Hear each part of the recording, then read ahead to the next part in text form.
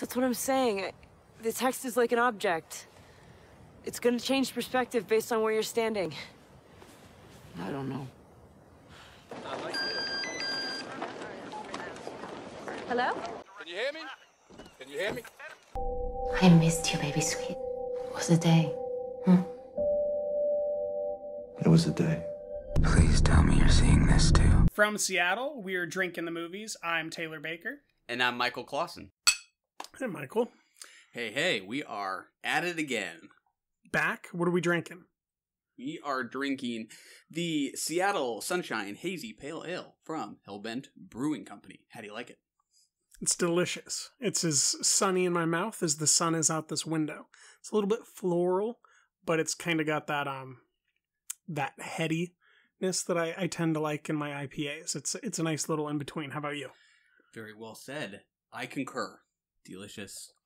Not sure if we've had this before or not. I think we may have last year, but I think this is the first time we've seen it. It's coming back. We approve. We got some first impressions lined up. We have The French Dispatch, and then we'll be covering Bad Education. You ready to go to work? Let's take a look. The kids did this. Obliterated 1,000 years of Republican authority in less than a fortnight. What do they want? Freedom. Full stop. I'm naked, Mrs. Kremens. I can see that. Lieutenant Nescaffier. He is the great exemplar of the mode of cuisine known as police cooking. The aromas of the kitchen cast a spell, which was to be mortally broken. As you know by now, we have kidnapped your son. Oh, shut up. All right, we just watched the trailer for Wes Anderson's latest, The French Dispatch. Taylor, what do you think? I'm much more keen to watch this than I was at the end of watching The Isle of Dogs, so that's a marked improvement. I like the all-star cast. I'm always excited to see Schwartzman and Wilson show up in a Anderson film in a supporting piece. Bill Murray heading up a newspaper.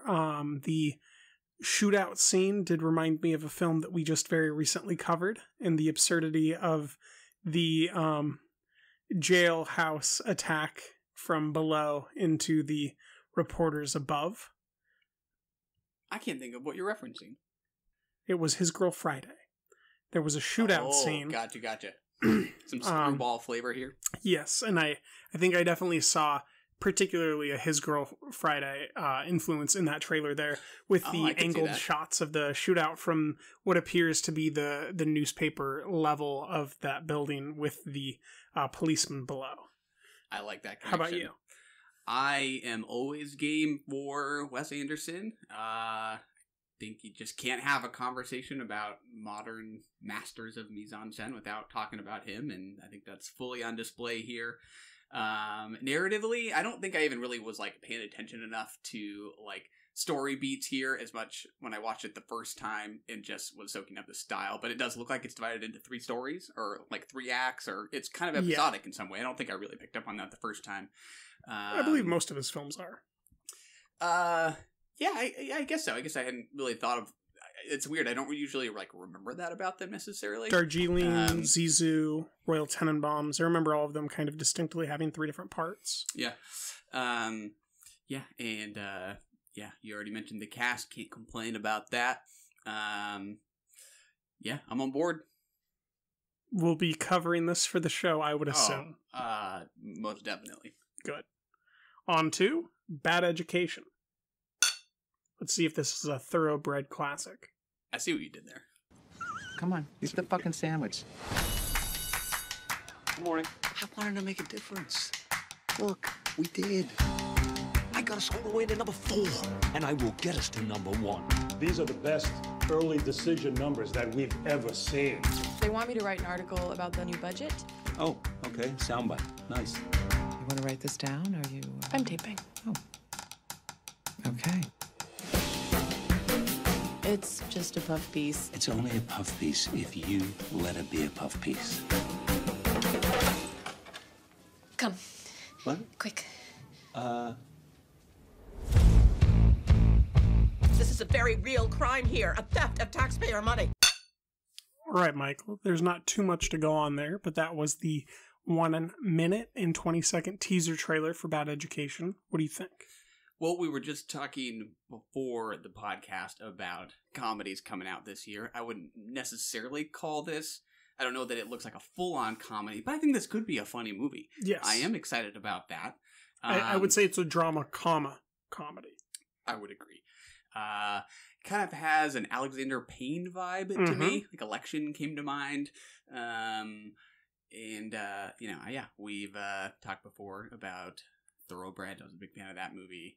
I actually kind of thought of I, Tonya, not just because Allison Janney, but because it's a drama straddling comedy.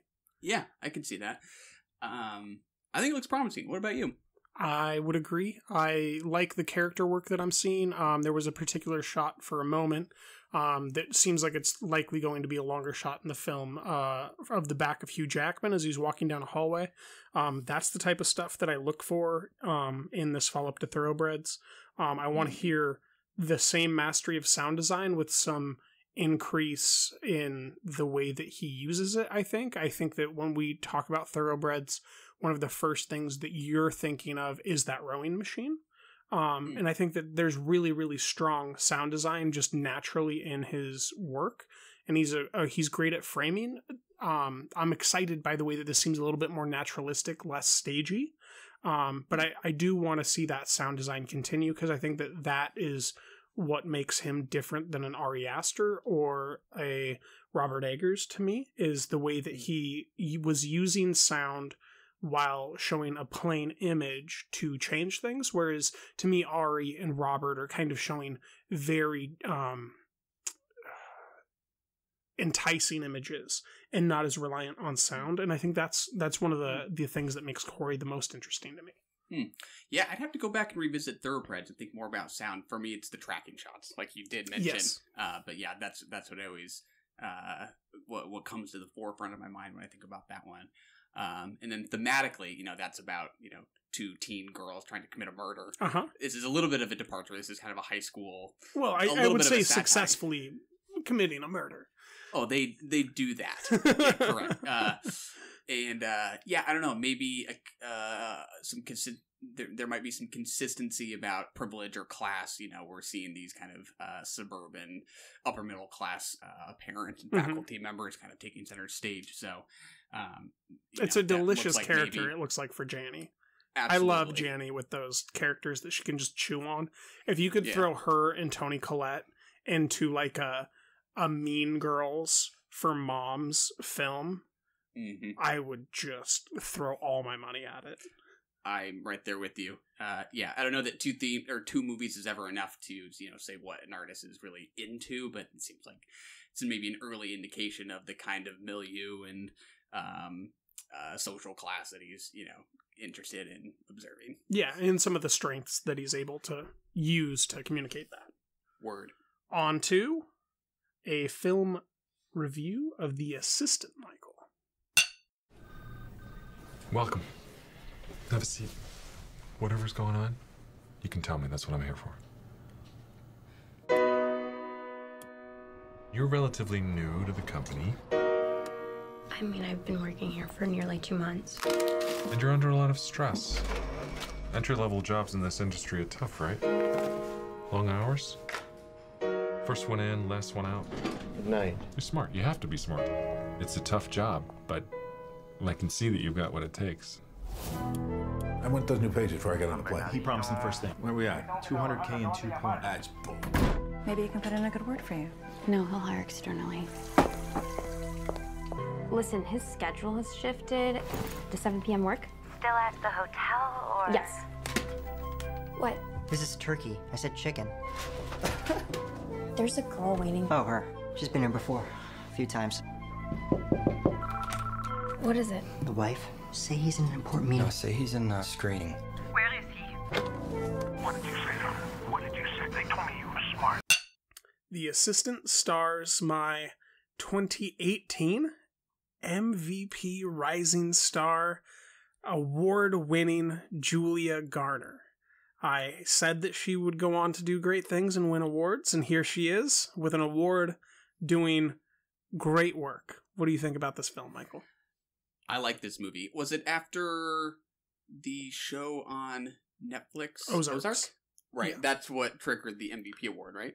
Or was it Maniac? Maybe it was both. It was both Rising that year. Star. Yeah, it was Julia Garner in Maniac and in Those Ozark were- season 2, I want to say. Those were coming out in parallel. Yeah, and Yeah. I just would, and I think that I'd seen some of her indie work outside of that. I can't remember what those exact projects were, but every time I saw her, I saw development and I saw a more fully matured actress every single time. So Yeah, I like this movie. It's would you like to lay the groundwork?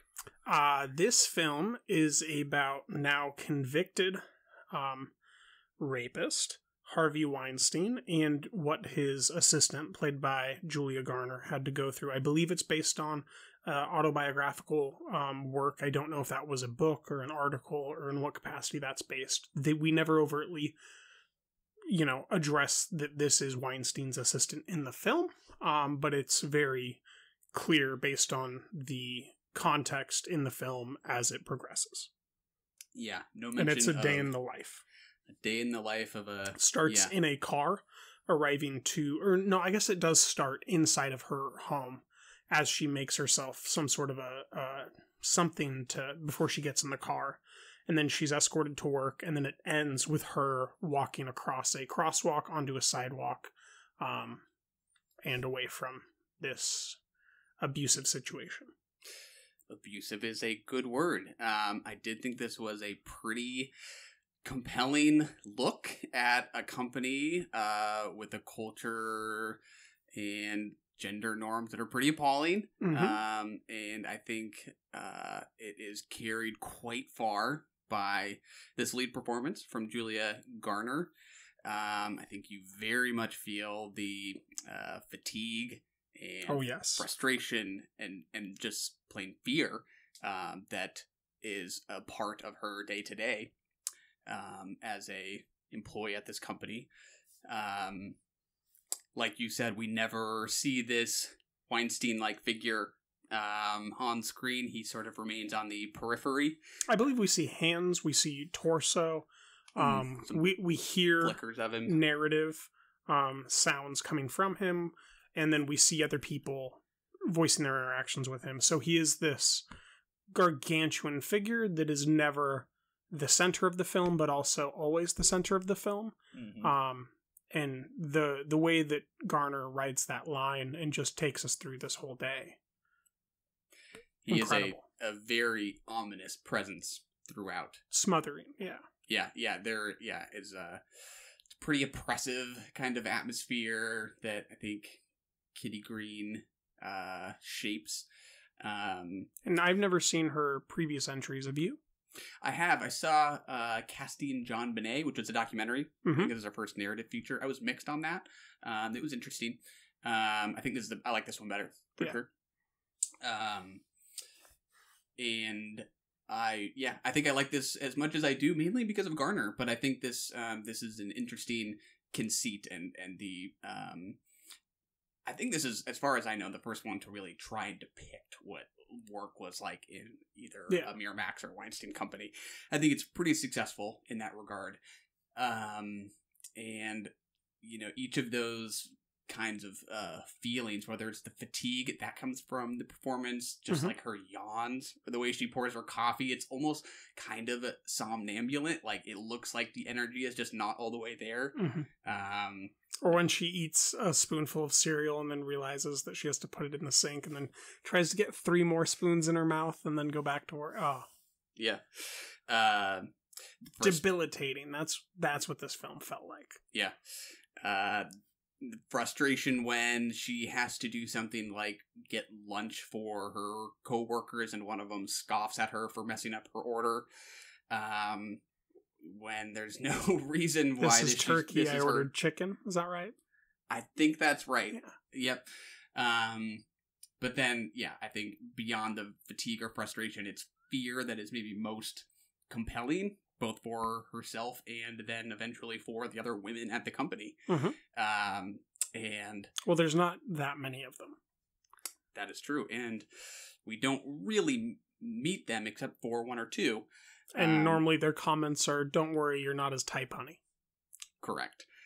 So it's kind of a lonely movie in that regard. Not a lot of connection and camaraderie in this office. It did make me think of a show that I was watching kind of simultaneously. I think it was halfway through when we went to see this. There's a show from Showtime starring Russell Crowe, Sienna Miller, and Naomi Watts called The Loudest Voice. It's a more in-depth look at the life of Roger Ailes and the inception of Fox News and the Rupert Murdoch family. I liked it a lot more than Bombshell. I would highly recommend it, but it definitely was in that toxic culture of equality, I guess is the only way to put that. There's not really a clean way of saying it, just abusive and unequal. Yeah. Workplace. Yeah, and I think it's quite subtle in how it goes about that. I mean, these coworkers are clearly not treating her well, but they are also not, over the top in their abusiveness, It is quite insidious. And they're always very nice to her when she's trying to write up her apology email to Harvey for saying something to his wife or not doing something or cleaning something that she gets in trouble for.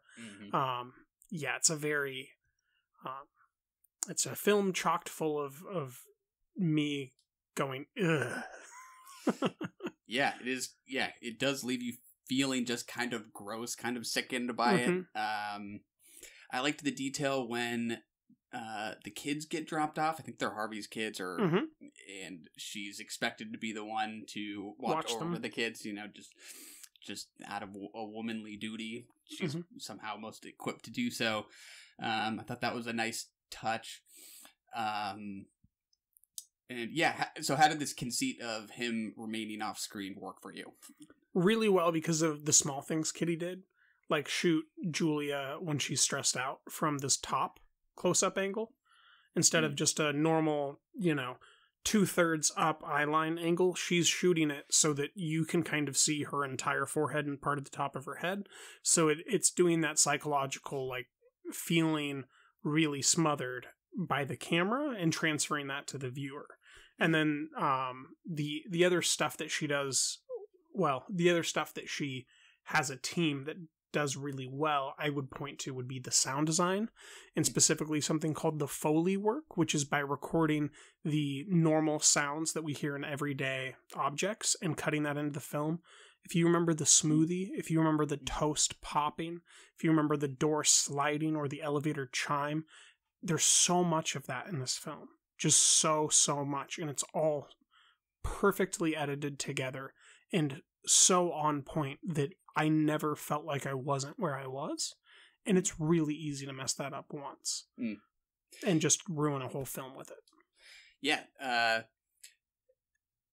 That's interesting. If I have, any complaint that kind of maybe held me back from really loving this movie, is that it felt a little fussed over to me in certain ways. This feels like a pretty neatly composed movie, and for something that is in reference to lived experience, it sometimes didn't feel quite lived in enough. I do not have that problem with her performance at all. I think that is an incredibly rich role, but I think I get that partly with the direction, and a little bit with the side characters, where I feel like they're a little thin. I would agree. I think that, number one, you have to compromise naturalism if you're shooting in an office the entire time, unless you're Soderbergh. And I think that a lot of the Soderbergh office shots are the types of glasswork that we saw in Dark Waters are implemented briefly here. That we do get some reverse shot reflection work as she goes into an office and asks if she can see someone and then comes out of it. There's just some little stuff going on, but it lacks a certain confidence and a certain naturalism that I think we both picked up on. On top of that, I view this as a compliment. I would say the same thing about Thoroughbreds, which we brought up earlier. This film, to me, is a proof of concept for a play. that should be adapted on many stages. I see no reason why these very thin side characters with this great meaty female role shouldn't be walking the planks at Chicago, New York, LA. This just feels like a stage play to me.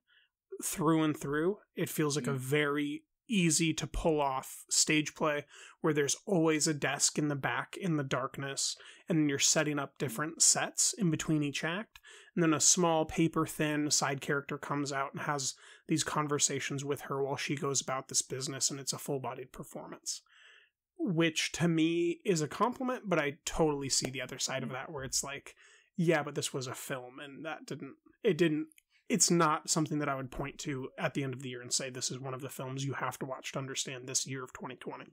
Yeah. Could it work as a stage play? That's interesting. My only reservation there is that I feel like so much of that performance relies on really subtle shifts in expression that I feel like you got to have that close-up. But in terms of... it would depend on the venue, is what you're saying. Yeah, just in terms of, cinema being able to provide us with that feeling like we're inches from her as she's biting her nails or something like that. I think that might be hard to recreate on stage. But I think it would be a different performance for sure. But to me, it's one of those things where it works just fine on the stage, to me. Yeah. I saw enough there for a proof of concept to greenlight a 2-week run and see what type of review you get. Yeah, I think you just have to amplify everything a little bit, turn it up volume-wise, in terms of the performances and whatnot. I'm pretty positive on it. It's just more about that feeling of believability to some extent. Like, it is all so truthful in its ideas. It's in the form that I think just felt a little... predetermined, that just sticks out a bit. Over deliberated or something. Which it does look good. So yeah, it's got that going for it. Did you relax when she finally crosses the street and goes in and gets that muffin? I had complicated feelings. Is that what you felt? Relief? It's the first time I saw her eat and show pleasure all day. Just to be out of there. So not only is she out of there, but she's eating with pleasure and she's like finishing a bite. And as a viewer, I was just like, yes. Yeah, if there's anything that does work about that really deliberately composed aesthetic, it's that it can feel kind of suffocating, and that does work. So when she does go outside, it is a relief. Yes. So I would agree with you on that. Would much rather see her out of the office than in it. Do you have a favorite shot? Should we talk about the scene where she goes to HR? To me, that almost feels like the centerpiece of the movie. Yeah, let's talk about it. I mostly like that scene. However, I do think that guy suffers some of the same problem as some of these other characters, whereas I like the idea that this character represents, but I'm not sure that he feels like a full-bodied character to me. Do you have the same problem or no? I don't know why he feels a little thin. No, because I think I see more there. I think maybe you're just seeing an HR guy that does that. To me, I'm seeing a guy that is... I'm informing the way that I'm viewing it based on what I know. So I'm seeing a serial accomplice to a rapist work. And that didn't feel thin to me. The idea is not. I would agree. Yeah. I think he upstages her. I'll put it that way. Well, he's a very good actor. He's in... very careful. He's very careful to me. Yes. I have trouble... Yeah. He kind of loosens up towards the end, and that's part of the point. But conceptually, I think that the scene is significant and important. Yeah, he's in the HBO show that I'm now forgetting that I absolutely love, centered around Brian Cox. Succession. Yes. He plays the wife of the main daughter to Brian Cox's figurehead of this $1 million or billionaire industry titan, and so when I watch him, I'm also bringing all that background to me, so he wasn't quite as empty of a face. I had this background filling in for him. So I was very much enthralled by the way that he presented himself as this accomplice to a serial rapist who, in a sense, becomes a serial accomplice, using legality and corporate, platitudes to crush someone who's trying to help a girl that she just met not get raped, which was challenging, to say the least. Yeah, you asked about shot. I don't know about if I have a particular shot, but that would be the scene, even though that's probably the most obvious example, but it is the one that just delivers how you would feel like you were going crazy if you were trying to blow the whistle on something that you saw everyone else treat as so normal. That's what that does really succeed in getting across. So that would be mine. What is yours? Mine is kind of that last 3 minutes, I want to say, of the actual film, not including the credits, where she walks out of the doors of the Weinstein offices, one would presume, and this great, really meticulous tracking shot begins from the other side of the street on what we would appear as, almost the curb or the sidewalk itself, where it's dollying along as she paces through, and we see the car with the driver that she had the rough conversation with earlier in the day sitting there, and then we see the woman who told her, don't worry, you're not his type. Then we see the guy that she's been telling random things to, that it's been, you have to travel today, you have to travel at this time, now you're traveling at this time because he's at this hotel doing this, sitting underneath that open end of the SUV thing, with his legs crossed, just totally exhausted, and it just communicates how normalized all this is, but it also shows a great proficiency of framing to me, and I really enjoyed that whole tracking shot all the way to where she goes to the crosswalk, and then I think we finally swap sides and follow her up and into the restaurant where she gets that muffin, or the diner where she gets the muffin. Yeah, I think with some first-time directors, this is almost like a syndrome, is that it can feel a little uptight, and I would rather have that, someone who is a little obsessive over details, and then they loosen up. And that's really why I made that comparison to Corey Finley as well. It felt, Thoroughbreds felt a little uptight to me, which would be my biggest... I like that movie more, so I just gotta defend it, but I think we liked it equally rating wise, but I would criticize how tightly framed it feels and how confining those frames are. Fair enough. Shall we move on? We shall. On to The Lodge. So, how would you feel about going to the mountains for Christmas with Grace? She really wants to get to know you guys.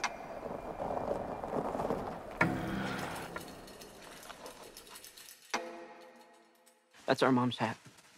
Oh, I'm sorry. You okay? I don't want to leave you here with the kids if you're not feeling up to it. I'm feeling fine. It was my idea, and it took a couple days. I can do a couple days. Okay, guys, I'm off. Have fun. What is that? It's Grace. Everyone committed suicide except for her. Repent, and you will find salvation.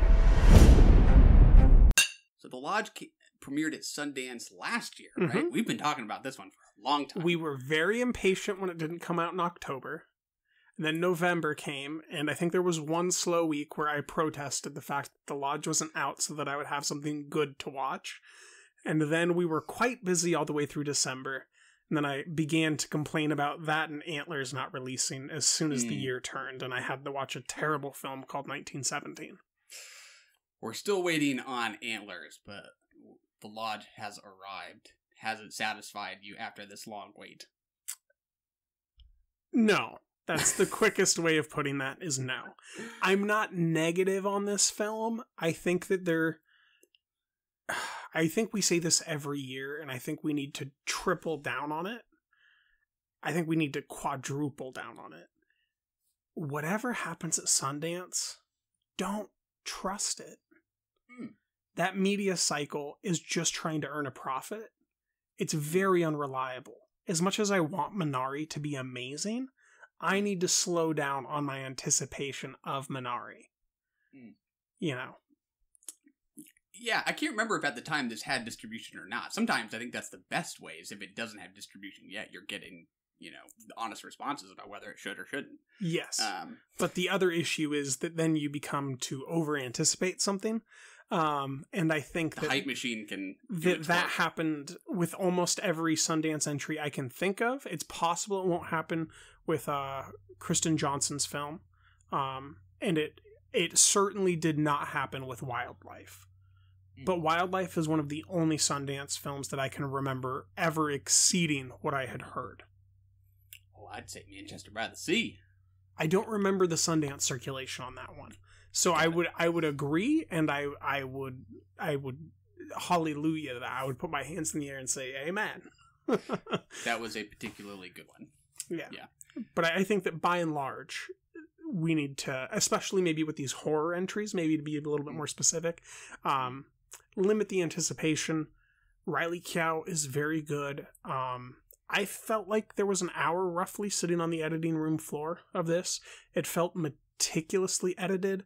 Like there were plot lines taken out, such as the painting plot line, or whoever the fuck was in that house. Oh, yeah. Like, there's just whole chunks missing to me. I would not disagree with that. I kept looking at that painting, and I swear I've watched this trailer so many times that I swear there's a shot very similar in the Saint Maud trailer. I've gotten these mixed up multiple times. I have higher hopes for Saint Maud, although maybe I do too. I think Rose Glass's short film that I saw speaks a little bit more to a quality of consistency, of tone building that this lacks. To me, the problem is that it's over-edited to the point where the tone of dread is absent. Now, there's scenes that have dread, but an overarching tone of dread, it does not have, which is something that Hereditary contains masterfully. And Hereditary uses these dioramas, and it uses this callback to this diorama that Toni Collette has to build this slow-burning dread that becomes a shriek and a cry by the end, right? And this attempts to use a dollhouse, which is like a diorama, and this framing conception of this boy hanging at the top and these people with their faces down to tell us something. And that dread completely evaporates for me as soon as we see it. Yeah, that's interesting. I think I'm overall about the same as you. I'm pretty mixed on this movie. I don't think it's a very good movie, but I also never went from, enjoying myself to not enjoying myself. So rating-wise, I came out a little positive somehow. I think I did respond to the style and the direction and the atmosphere. I think it was well framed. Yeah, I think this cold, claustrophobic mood, and that's what I want to focus in on. You say mood, and to me, I say yes, but for some reason, I don't feel that there's a tone of it. Like I feel like it's inconsistent. The mood is that, but the tone never has the same pulse from scene to scene. Would you agree, or did it get you a little bit more? I think I used mood and tone pretty synonymously, so I might have to dig in more there. To me, mood is a smaller piece of like a scene. A scene has a mood, whereas a movie has a tone.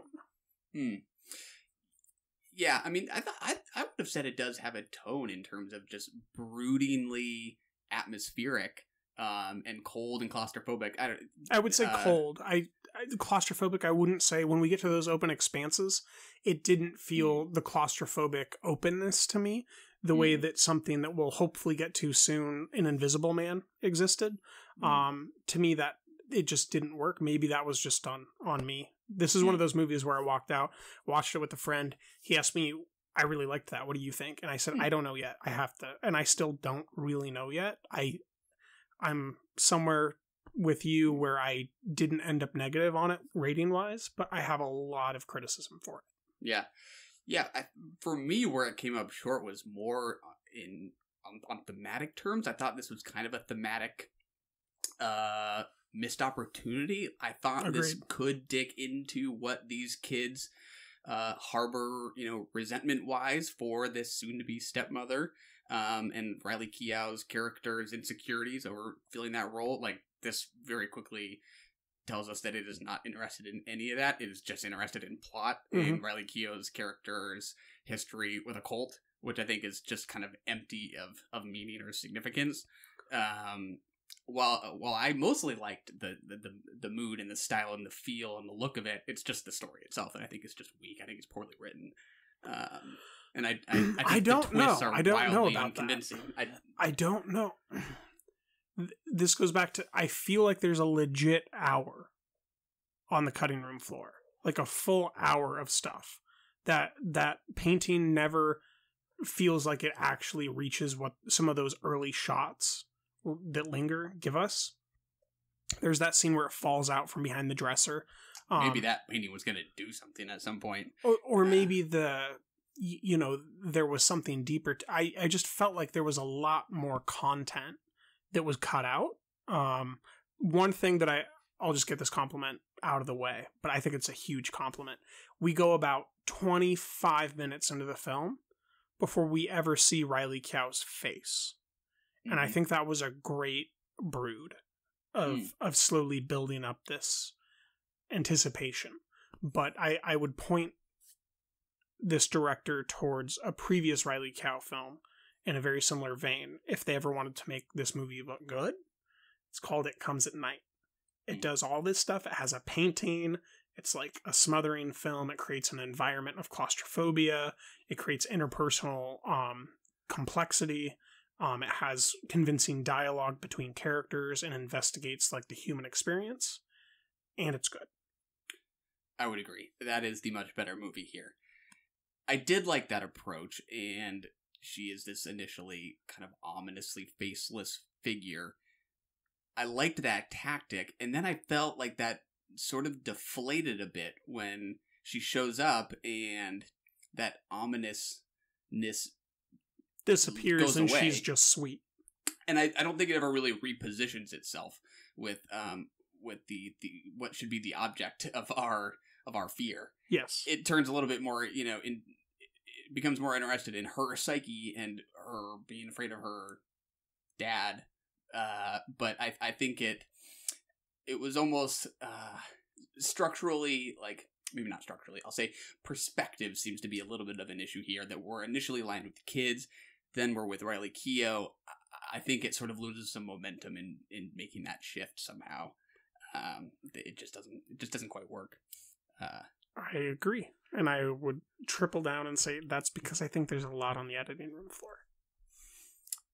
I think there was more to the kids' perspective than we ended up with. I don't know that this is one of those horror movies that I could easily see in the 2000s having that director's cut come out that rents a bunch of copies because, they release it in the middle of summer when kids are out from school and the director's cut of The Lodge just came out and let's go rent it.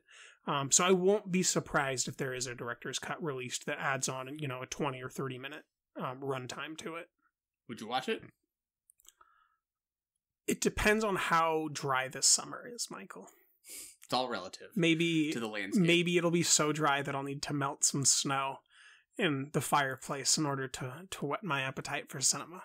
If so, then yes.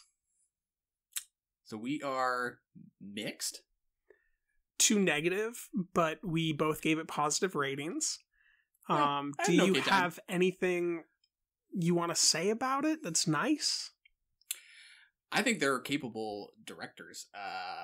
I will remember the look of this movie, for sure. And, shots like of Riley Keough's character looking out the window, or some of those close-ups at sort of these off-kilter angles really tight on her face. I think there was something. I think they kind of have a knack for how to use the camera.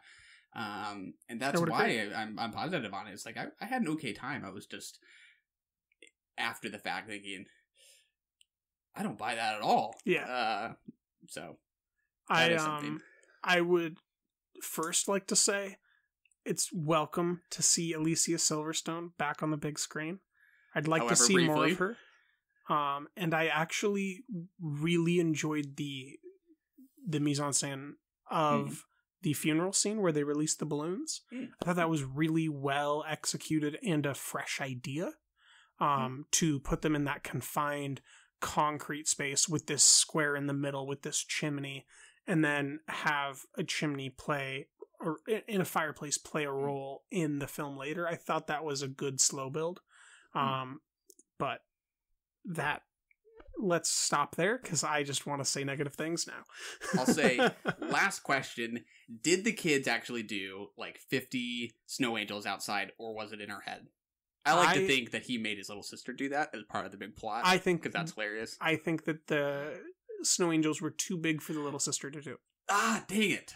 So they were in her head? No, I think that he did it. You think he did it? Yep. He is determined.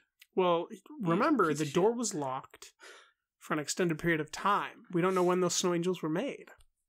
It's true. He's committed. And you got to give it to him. Final answer. Do you think that those kids should die? No. I think all children deserve a full life. I think they killed Snowball, so they should die. All right. They did. They killed the dog. Keanu's coming.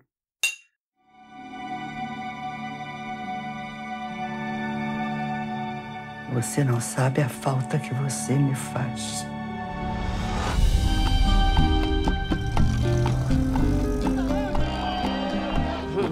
Eu sinto que o Yorgos me ama pra sempre. Querido pai, escrevo a bordo do Liberty, partindo para a Grécia, muito feliz ao lado de Yorgos. Um abraço dessa filha e irmã que os ama infinitamente. Invisible Life, Michael, is our next title. Directed by Karim Ainuz. It is a Brazilian melodrama that is maybe a 2019 title, coming out in Seattle in 2020. Seems like one of those that is straddling the year-end line, leading to much conversation about what year it belongs to, as those movies do. Yes, the classic Hostiles conundrum. That's right, but I believe this is still your favorite movie of the year so far? If it is a 2020 movie? Is that correct? Is a great question. I don't know the answer. I wouldn't say it's my favorite movie. I would say it is the movie that is the top rated movie on my list so far. I like it a lot. I don't think I've seen a movie that I would call one of my favorite movies yet this year. Fair enough. I definitely saw a documentary, a few of them that I really liked, and a short film called The Fall from Jonathan Glazer. That is one of my favorite things that I've watched in a long time. But I wouldn't say that Invisible Life is, Portrait of a Lady on Fire. It's real good, though. It's real good.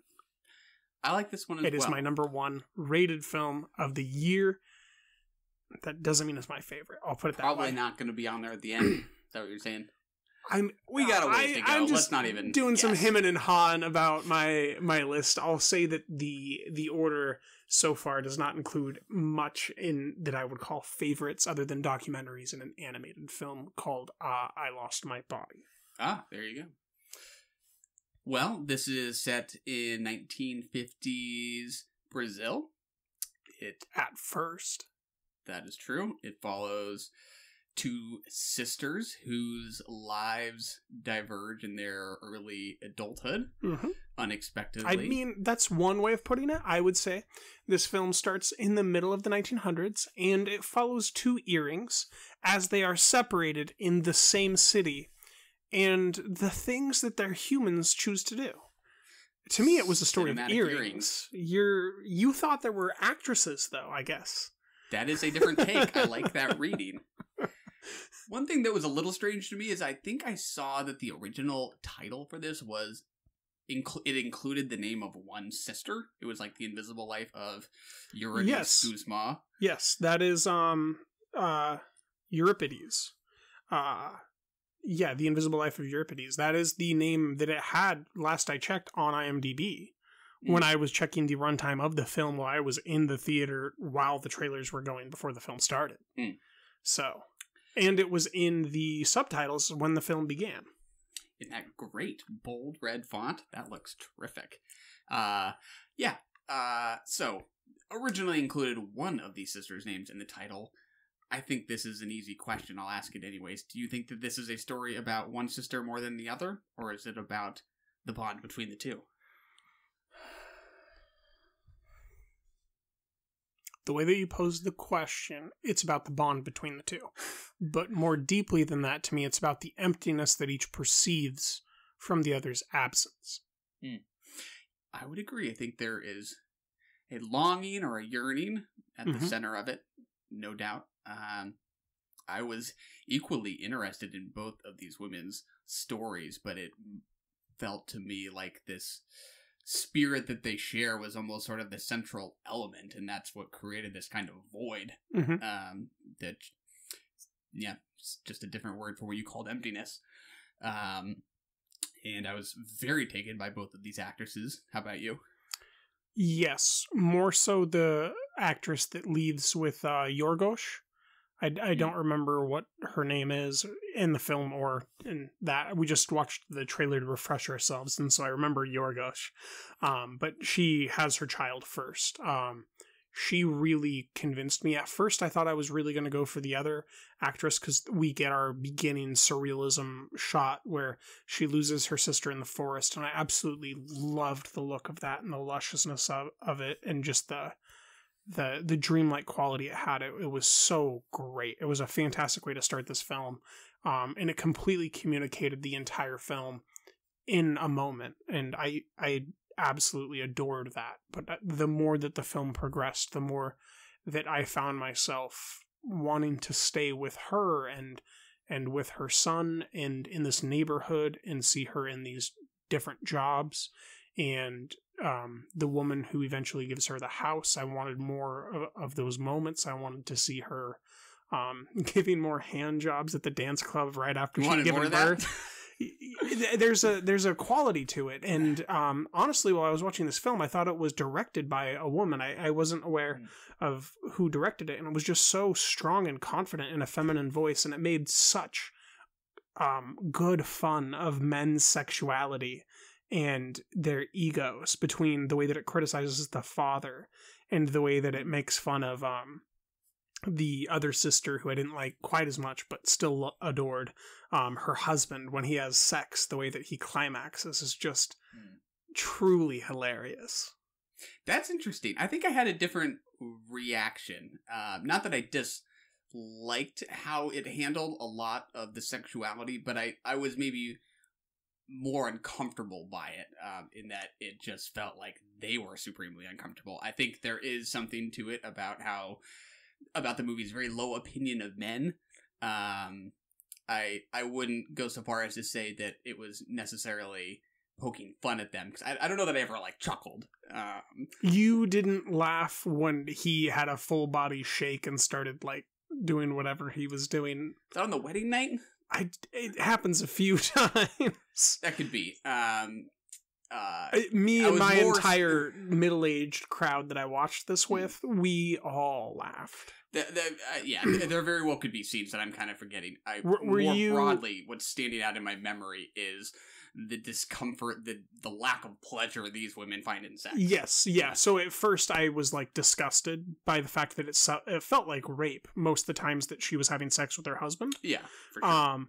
And then me and my entire middle-aged crowd would begin laughing when that man climaxed. And then it would become almost disgusting, because she'd look at herself in the mirror with seething self-hatred.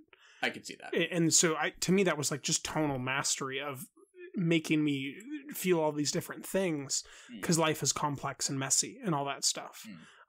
Did you watch this with a sold out crowd, or how was your crowd for this? There were maybe 5 other people, not empty, but small screening room to begin with, so it didn't feel empty either. Yeah, I was lucky in that small screening room. There wasn't an open seat, so it was I was in the back middle. If you know those back 3 seats there. Oh yeah, I go for this. So usually. I actually had 2 people next to me, which is a first for me, because when I bought it, I was the first ticket in there, I think. Yeah. So it was very interesting to... I think it's one of these films that you might have a different viewing experience when you watch it with a group that wants to watch this film. That way you have a communal reaction and someone signals that it's okay to laugh here, so everybody does. And then, you know, maybe that's one of those scenes where even you would realize, like, oh, this is funny, isn't it? Yeah, I think I could see that. So maybe, it's partly environmental. Yeah. I could see that. Sex is one of those things when seen on screen, who you're watching it with can really influence how you watch it. React. Yeah. 100%. I most definitely liked the look of the movie. I thought it was kind of this interesting combination of an art house style with kind of middle-brow melodrama. Mm-hmm. I mean, I think I can think of many non-cinephiles who would go for the narrative of this movie. I think so. While the style of this, I think, is very specific and kind of unique. Just, yeah, you know, it's kind of got a dreamlike quality to it. The more I think about it, it's very clear, very razor focus foreground. Normally where the melodrama is happening, but the further you look into the background, the more of a dreamlike quality it has. Yeah, that fuzzy, you know, the further in depth you get in the environment. Yeah, I don't know that I have any like real specific complaints or reservations to explain why I didn't get more out of this than I did. Definitely positive on it. I liked it. Was just hoping to get a home run out of it. I don't know that it really got me there or pulled me in quite as deep as I wanted it to. My only kind of theories are that the opening, while I immediately took to the look and the style of it, was that it kind of suggests this mystery, like you said, and I'm not sure I found that same kind of mystery in the remainder of the plot and story. And I think while I wouldn't say mystery, I'd say search. I think I like the word mystery. That's what it felt like to me. There was something a little surreal about it. I almost could have used somehow a little more of that because it does become a little more conventional as it goes.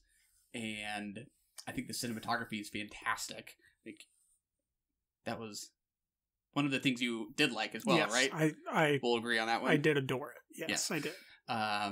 It was luscious. Yes. And the way that they shot the ghettos and the docks and the nightclubs and the nightlife and these bars, it's intoxicating. Yeah, you use the word dreamy. I would completely agree. It's kind of gauzy, kind of nostalgic. I don't know that I responded quite as much to like camera placement and camera work in kind of the same way. I wish this was a little fresher in my mind, but the only example I can think of that kind of stands out is when one of the sisters is talking to her friend about potentially getting an abortion. And I just kind of remember feeling that scene when watching that scene, realizing that I was not feeling as much as I thought I maybe should in this scene, and it just felt, you know, I don't know, it's just kind of one of those filmmaking things. I'm like, I'm not sure that the rhythm and the pace and the flow of this is really pulling me in. I did feel that. Yeah. I did feel it. And the communication of the climate and the sweatiness of it. And once we get to that back half of the film where she's in a home and has a child with her husband and the dad's living with them, and shortly before the dad lives with them, every time she's in the kitchen, that door is open. And you see the lusciousness of the vegetation behind her. And that kind of speaks to the climate and the temperature and everything. But it also communicates the sense of confinement, that even though there's an open door that she can run through to go find her sister, she can't because of the society and the social norms and the lies and the manipulation that are happening by those that are supposed to take care of her and be closest to her. And then we see the man that she's married to want nothing more for her than to continue to let him deposit children into her and stay at home. And that open door in the, you know, what has to be a hot kitchen when you're cooking in that climate. And then the heat behind her in this open door, the fact she won't go out of it. And then the men in the other room kind of creating this other furnace. I found the camera to be quite delicious, personally. Yeah. It might have to do with the length. This did feel a little long to me. I think it's 2 hours and 20 minutes.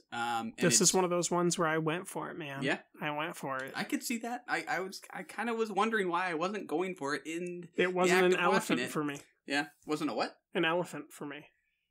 Oh, gotcha. Yeah, not too many specific complaints. It's, it is a story of women enduring suffering. There was a part of me that just thought it was maybe a little repetitive at points. I don't know that this really carried momentum in the way I thought it should, even though the feeling felt really true and empathetic, no doubt about that. I don't know. Now I sound more negative than I am, but it's a good movie. I would still suggest it. I would kind of like to give it another go. Get more out of it. Yeah, that's very interesting. Where did you find your hang-ups to be, I guess? Like, where's your number one hang-up, if it's not camera placement? I think it is partly camera I know. placement. That's why I said if it's not camera placement, what's the next one? It is the synthesis of all the individual parts, like it just kind of works. Things work on their own, but at 2 hours and 20 minutes, as much as I felt for each of these women, I think this leans a little bit more towards middle brow melodrama than art house for me. Yep. And that's just me saying I like middle brow melodrama. Yeah, there's nothing wrong with that. I think it's maybe an expectations issue with kind of what I thought this was going to do because of that opening scene and the look of it. I think kind of primes me for certain narrative things. And I don't know that I really went for the ending. I think you did. I did. I liked that time jump. At first I was quite against it, but I do think that that's the right way to play it, because I think that speaks to the breadth of a human life. I think that this film can mean a lot of different things to a lot of different age groups, and that's one of the things that I'll always go with, is if a film seems like it sacrificed part of its effectiveness in order to have a broader appeal, I'll always go, okay, but does it also, by having that broader appeal, have a more narrow and specific appeal to people from different demographics? And to me, it does that. It sells that really well. It sells to the women that were alive in the 1950s that can really say, they don't have to necessarily be from Brazil. They could be anywhere in the world and say, like, yeah, I'm at this point where I'm worried about my neurological abilities, and I could be this woman who has good days and bad days where she doesn't know who her family members are, and other days that she does. In days when, I know what she looks like and everything, but I'm not with it enough to not see a girl who looks like the last time I saw her while she was alive and go up to her and treat her like she's that same person.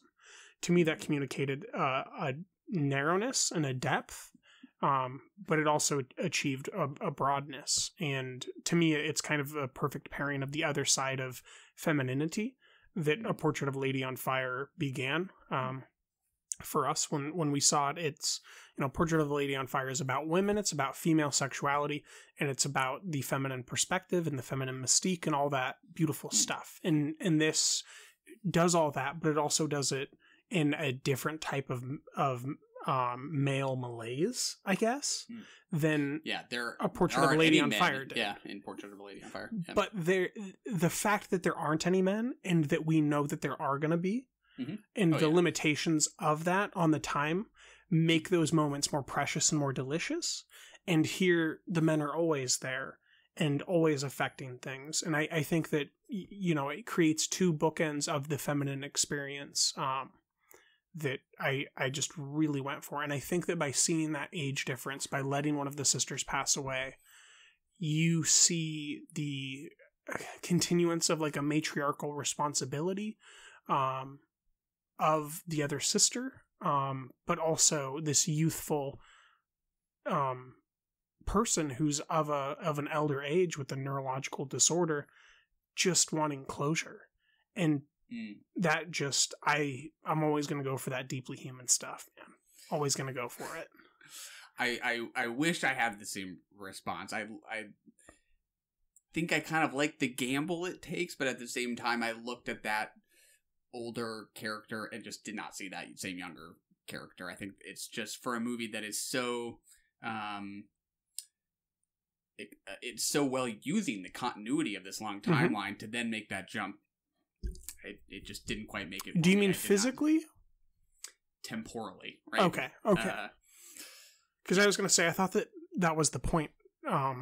Physically, is that she's so much shorter and so much different looking. You know, she comes to have a body much more like her sister had in her youth than what she had in her youth. And then you see her children look very different than we would have imagined that her children would look like. And to me, that just communicates the hardship of life. Yeah, and yeah. I went like for that. all that jazz. Yeah, I like the idea behind that.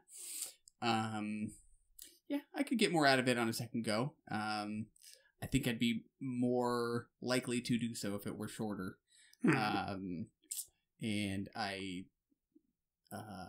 am just particularly taken with the cinematography. I think that is first and foremost what I responded to about this, along with the performances by these two women, and just the sense that even though we only see them together for what must be like 15-20 minutes of a very long movie, there's really never any doubt in your mind that these women are sisters, just because of the spirit that they each have, the resiliency and the very strong will that they each have. It very much feels like they are of kind of one spirit, which I think kind of relates to that opening segment, which feels like this kind of separation that has occurred.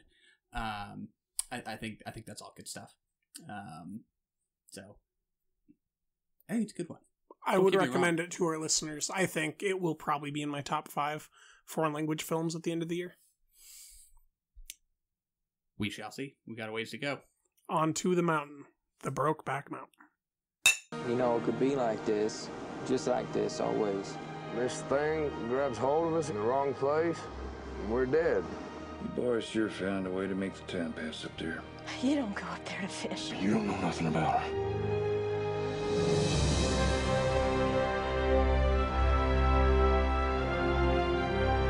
You have no idea how bad it gets. If you can't fix it, you got a standard. I wish I knew how to quit you. All right, Michael, you explained to me how all of our titles coalesce right before we get to this last one. I can do no such thing. This is our only not new release. Correct. Of the episode. It's about 15 years old. I have seen this once before. This is your first go-round with Brokeback Mountain? Yeah, I've been saving it for a long time. It's been on my radar since it came out, obviously, but I never got to it, and then Heath passed away, and I hadn't seen one of Heath's performances, and so I kept saving the fact that there was still one more performance. Like that. It was just one of those treasure troves that I put underneath the swing outside the front porch underneath that tree, if you know the Logan Lucky reference I'm making. Got it. To that buried trash bag of cash. And I finally dug it up because you went and saw a screening of this at the Beacon. That is right. How'd you do? I like it. Did you? I do like it. Good. I like it quite a bit. I very much am a fan of Ang Lee. I think more confidently criticize Ang than most filmmakers, and I feel like I can really criticize his films like I criticize films that I don't like with movies that I like from him. So this was a very pleasant viewing experience. I have a lot of stuff that I think could have been executed better, and then I remember it was 15 years ago, you know. I'm sure that this was on your radar at the Beacon because you were like, oh gosh, I missed Gemini Man. I haven't watched The Incredible Hulk. I really need to catch up with some Ang Lee again. Let's start with Brokeback Mountain and then get right on Gemini Man. I know that's what was in your head. You're very excited for all these Ang Lee releases. We're about to do The Life of Pi, I'm sure. not imminently.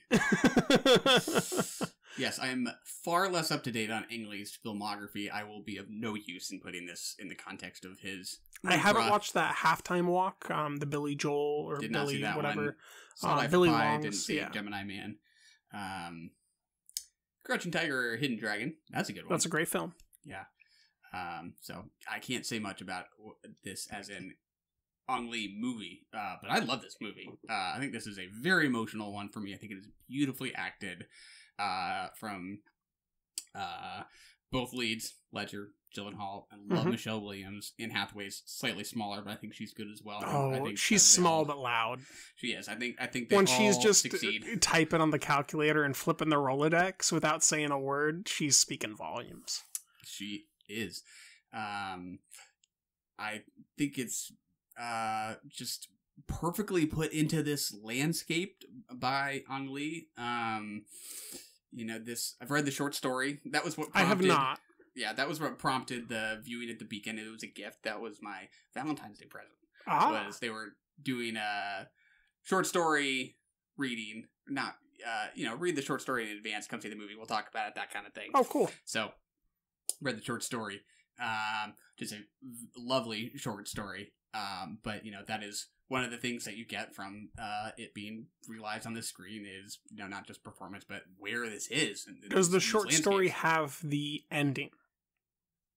Where Ennis goes to Jack's father? Or no, I mean, does it have the ending?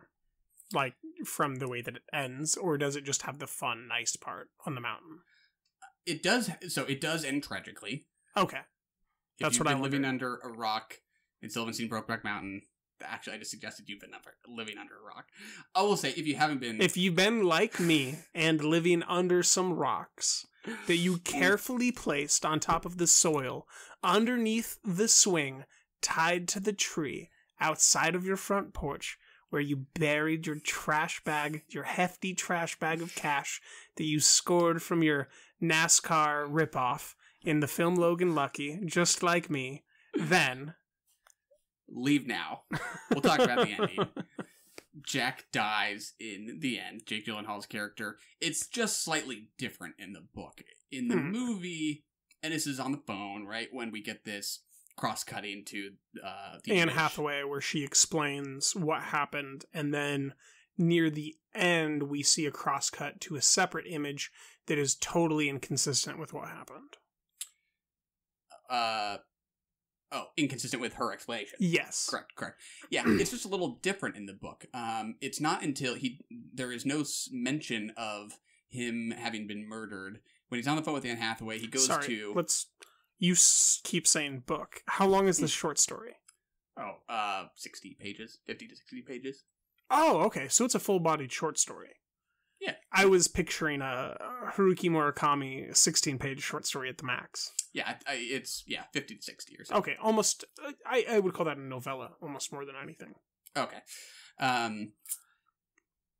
In the book, it's not until he goes to Jack's house and Jack's father says to him something about him having taken up with a man down south in Texas, where the father knows that in the book. And Ennis says to himself in his head, now I know for sure he got caught. And that's what happened. I think in both cases, maybe we can, I don't know if you feel it differently or not. I think in both cases, it's potentially ambiguous. Whether or not this is what Ennis assumes.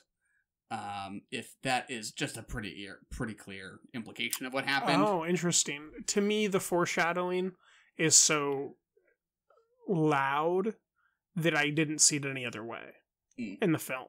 Because I didn't have that extra context. So to me, the foreshadow is when we hear about, is it Heath's character? Where his dad brings him out to see his uncle.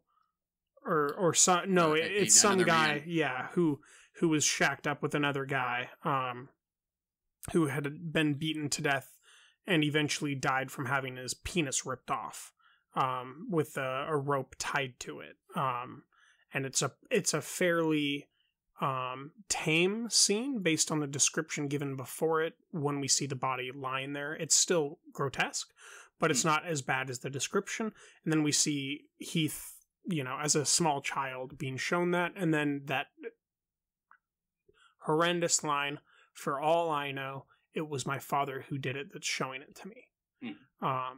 And in that flashback, his father is clutching him almost in a half hug, but also, paternal forces behind it where he's making his boys look at this. And it's just so visceral, grotesque, affecting that, to me, it was this ominous foreshadow that was inevitable, that the same thing was going to happen to one of them, and who did it happen to first? And the way that the story goes, if I remember correctly, we see Heath dropping off Kate at Michelle and her new husband's home before we find out about Jake dying. And that's when she starts talking about the tackle box. And he starts running away because he knows that could happen as soon as she outs him. All it takes is one other person that isn't her knowing, and spreading that to enough people for that same thing to happen to him, and then it happens to Jake, and and we're not there to witness it, but it happened to him. Yeah, it's out of fear. Yeah, I've kind of gone back and forth. I could kind of go either way, whether or not this is something he assumes happened versus actually happened. To me, the point is just that he is afraid of the possibility that is what happened, and that's the takeaway. To me, I didn't see it any other way, but I don't know that there's a right way to see it. I agree. It's just about having to have such strong feelings for somebody else, and to have to hide it, have to shrink away, have to literally go into the mountains to let these feelings out, and then the fear of what would happen if this was known. And which I think are encapsulated by Heath in a few moments. Particularly, we rewatched the trailer for a nice refresh before we started. That scene that I said that I just adore, which is the 4th of July scene where they go to watch the fireworks. I think that there's a rodeo happening as well. They lay out their picnic blanket, and then some men come up and start talking about women very derogatorily. And Heath asks them to stop, and then they don't, and then he goes and knocks the shit out of them, and they run away. And he's standing up, and behind him is this firework display. That was one of those moments that's just it communicates everything that Ong can do with there's not that much of it. Sorry, go ahead. Well, I would say Ong can do these things where he takes these events, and then he takes the local circumstances of the characters and he marries them together and creates these shots that we don't really see from other filmmakers. And that's not to say that we don't, but I think that some of Ong's most luxurious shots are uniquely his own. I really feel very strongly about the cinematography feats that he had in Life of Pi in 3D. I think that's some of the best early CG 3D work with environment and local character meaning that I've ever seen. And I think that Brokeback did that even beforehand. And then another brief moment is when Heath is punching the wall and exhibiting that shriek of not fitting in, and the fact that he can't love Jake's character Jack openly when he's holding that cowboy hat to his face and he punches the plaster wall and the man walks past and he yells at him in that deep throaty yell. It's just that encapsulates kind of the masculine red road that he's walking, if you're familiar with that term. I'm not familiar with that phrase. It's a Native American phrase about like the way that you walk through life. It's a tight walk, and it's a red road because your feet are like being cut by the narrowness of being all the things you have to be and moving forward. But it's also the way that you create meaning. Yeah. I mean, for so much of this, I'm just so taken with the performances that the direction kind of moves to the background for me. I'm not that conscious of what Ang Lee's doing with the camera, and then when those moments do happen where he takes that low angle and Heath Ledger's in front of those fireworks, they then stand out. I do like that they really matter when I think he does something that is a little more.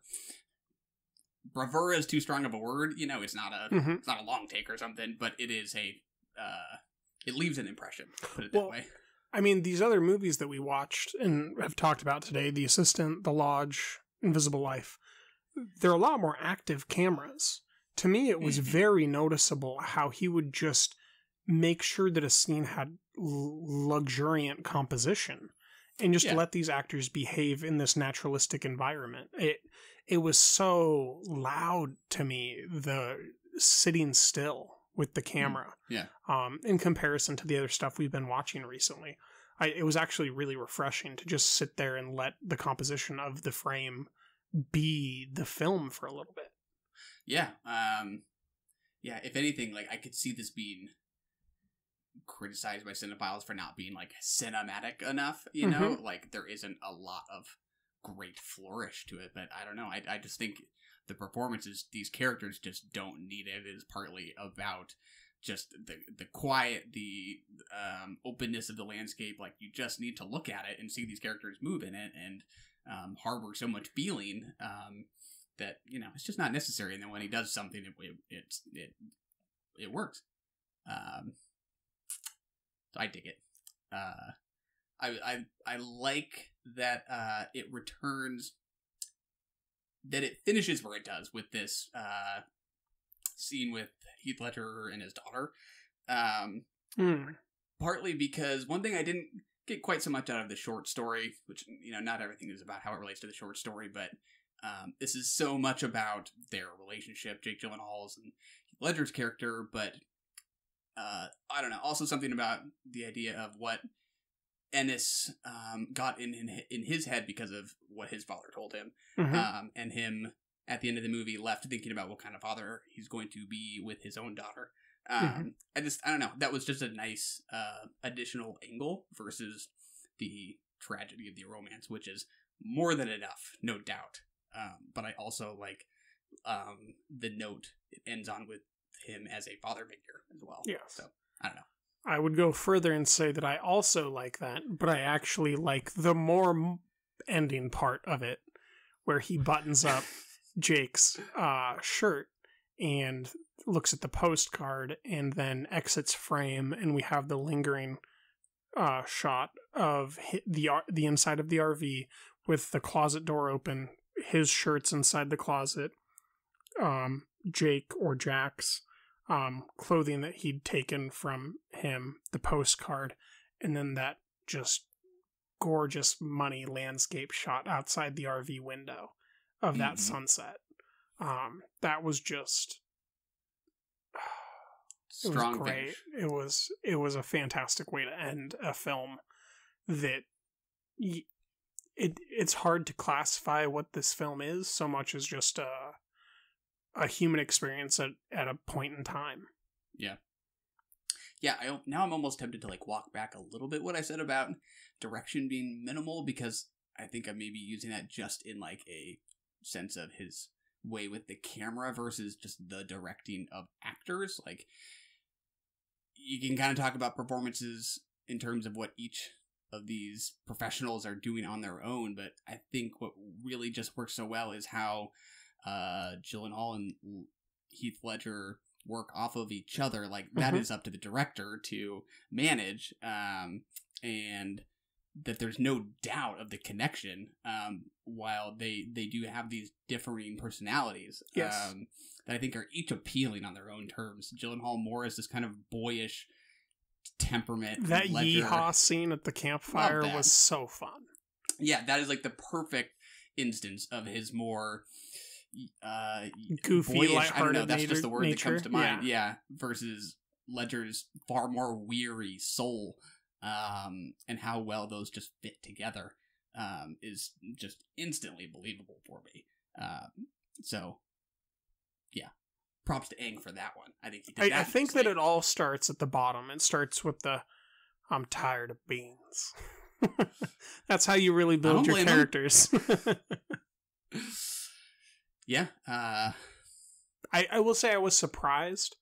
The title of the film made me it's just loomed in my mind for so long that I thought this would be a long film about a singular point in time on Brokeback Mountain that was between these two men. I had heard of the all-star cast of Michelle Williams and Anne Hathaway and Kate Mara and Linda Cardellini and David Harbour and Anna Faris, and I had assumed that each of them would leave their lives to go work this summer thing and fall in love, and we were just going to watch this summer of love. I was very pleasantly surprised to see the opposite happen. I remember being very surprised too. Like, oh, we're off Brokeback Mountain. Yeah. We're back in town for like the rest of the movie Yep. with some trips back to it. I remember being surprised as well. And it does kind of just make it feel like that much more of a memory that they just want to feel again. Yeah, I would agree. I also weirdly had them switched in my memory. That shows you something about how your mind can play tricks on you. That's weird. Well, I mean, I honestly would have assumed that Jake would have been the Ennis character and that Heath would have been the more sensitive, boyish. Yeah, I agree. Because when I think of Heath, the Joker's kind of separate to me. It's something that Heath pulled off. I think more about the charming guy from A Knight's Tale. That's the guy that I think of. And so that's what I had expected to kind of see. Yeah, he is, kind of unexpectedly sullen or introspective. Which makes that loss, echo. Yeah. I recommend it. Sounds like you do as well. Do you have a favorite scene, Michael? It's hard not. I'm just being obvious this episode with big moments, but I cannot help but go with the big moment, their departure, when Ennis tells Jack that he won't be able to come back till November instead of August, and that confrontation and the anger that Jack can like barely contain because he's so just pissed off about having to wait these stretches of time. That was palpable for me. What about you? I don't have a favorite shot. I'm going to tell you a shot that I really like, because there's a lot of shots that there's so many shots in this that would earn a favorite shot from me. One that I just really, really responded to is the introduction of Linda Cardellini in the diner. She forces Heath to dance with her and then coaxes him into a foot rub. And the way that she fills the screen with life, and the way that Heath was allowed to be that sullen version of Ennis that isn't the version that we see when he's with Jack, and the way that he gives into the foot rub and becomes charmed by her, but we know what's actually happening behind the scenes and who he really is. That was just such a rich scene, but it was so elegant and natural. I really liked it. That is like the epitome of a great supporting role. Like truly limited screen time. She comes in late, but she leaves an impression. She does what she's got to do. I think that we need to name that the Tomei Cardellini. Done. That's Brokeback Mountain. Run! Go! Get to the chopper! We have to go. I'm coming with you. That was brilliant. You're the best and we love you! That's another one in the can.